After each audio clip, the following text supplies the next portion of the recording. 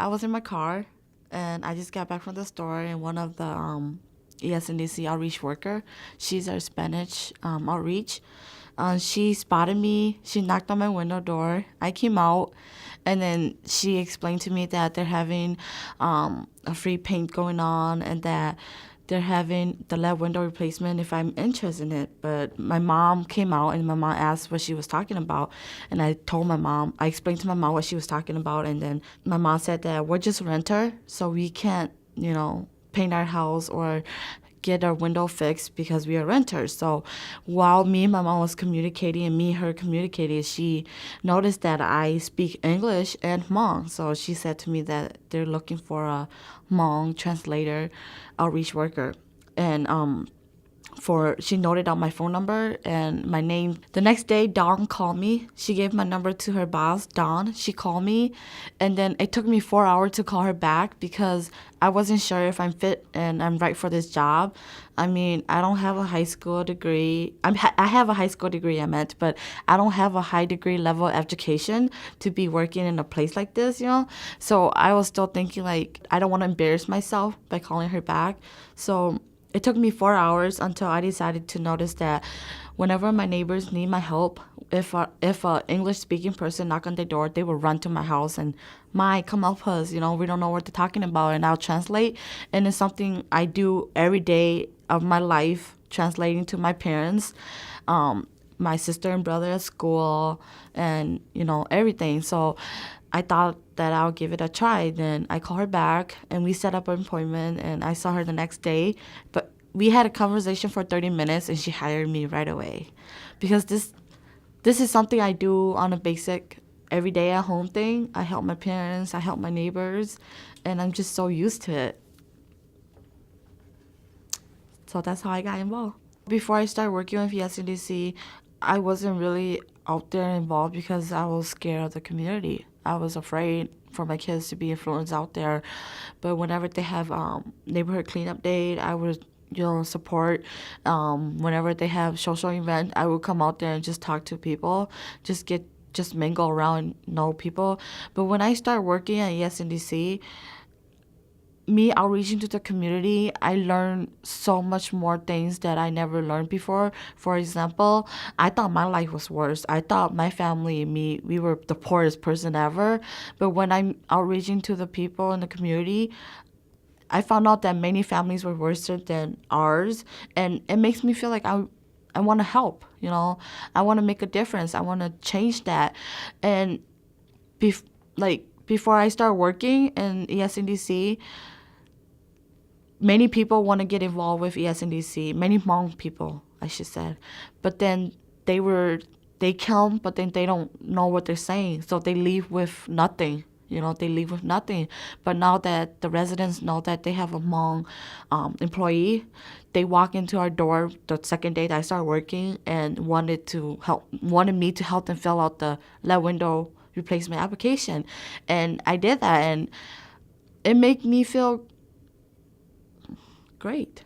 So now that I am a part of the community engagement team, what I do out there is I'm giving them resources that we have and that is out there that they could use.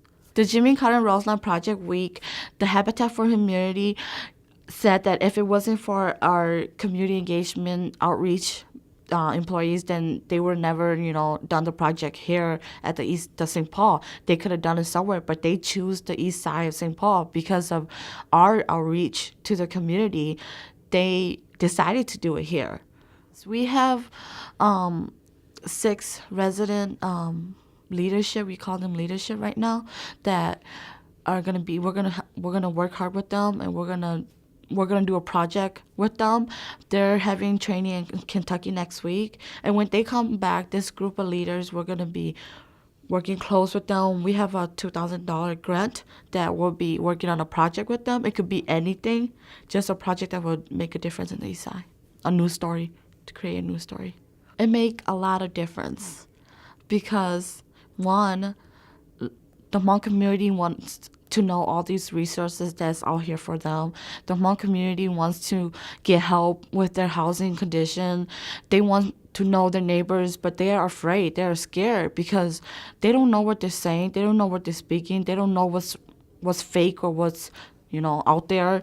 And with me being a part of ESNDC as a Hmong outreach worker, I help many Hmong families filling out applications, and it takes up to 2.5 hours because of the language that I have to think of what to say. And with me helping them filling out those applications and they being in our program, getting the support that they needed and getting the resources that they needed, it changed many Hmong lives.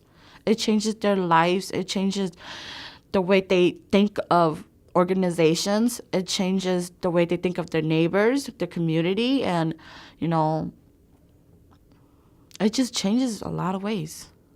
I think they should have more diversity language of outreach worker because people think that I am Korean and I'm not. People think that I'm Chinese and I'm not. And Somalian, especially Somalian, and there's a lot of people out there with different language, and I know that we cannot have all 100 different language into our company, but then, at least some more will help.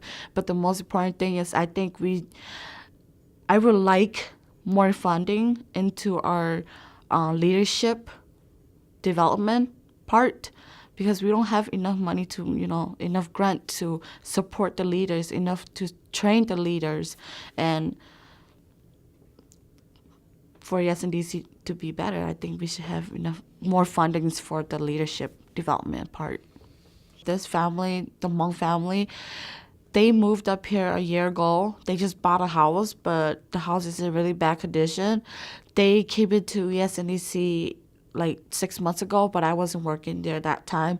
So they walk out of the door, and then when I start working, they heard from residents at the East Side that they have a Hmong interpreter at East Side Neighborhood Development Company. They came back, and I helped them fill out the application. I helped them. They got free paint, and 3 months later, they repainted their home. All their windows are fixed at no cost to them. So they were thanking our company. They were so happy.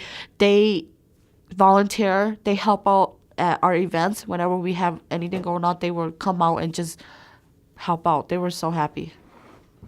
So that's a good, successful stories that I tell all the time, because that's a new story for me to say the East Side of the family that I help.